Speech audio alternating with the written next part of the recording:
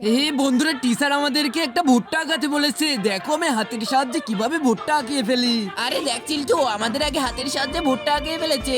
আরে স্যার, এই দেখুন আমি সবার আগে ভুট্টা আঁকিয়ে ফেলেছি। আরে সত্যি তো তুমি অনেক সুন্দর এঁকিয়েছো, এই নাও তোমার A+ দিলাম। আরে একটা ভুট্টা আঁকিয়ে এত পারিস না। আরে বাচ্চারা, এবার একসাথে 5টা গাজর আঁকিয়ে দেখাও। এই দেখ আমি কিভাবে 5টা আঙুলের সাহায্যে একবারে গাজরগুলো আঁকিয়ে ফেলি। আরে স্যার, এই দেখুন আমার গাজর আঁকানো হয়ে গেছে।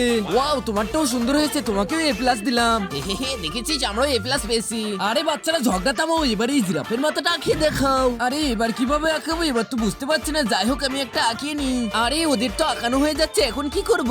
আরে আগের দিন বাড়ি কিভাবে এঁকেছিলাম একটু ভেবে দেখ। আমরা তো আগের দিন বাড়ি হাত দিয়ে জিব্রা আঁকিয়েছিলাম, ঠিক সেভাবে আজকেও আঁকিয়ে ফেল, তাহলে হয়ে যাবে। আরে হ্যাঁ, তুই ঠিক বলেছিস, তাহলে ওইভাবেই আঁকাই। আরে বন্ধুরা, আমার আঁকানো দেখার আগে এই ছবিটি দেখে যদি ভালো লেগে থাকে তাহলে অবশ্যই লাইক এবং সাবস্ক্রাইব করে দিবেন। আরে স্যার, এই দেখুন আমিও জিরাফ আঁকিয়ে ফেলেছি, দেখে বলুন কাটটা সুন্দর হয়েছে।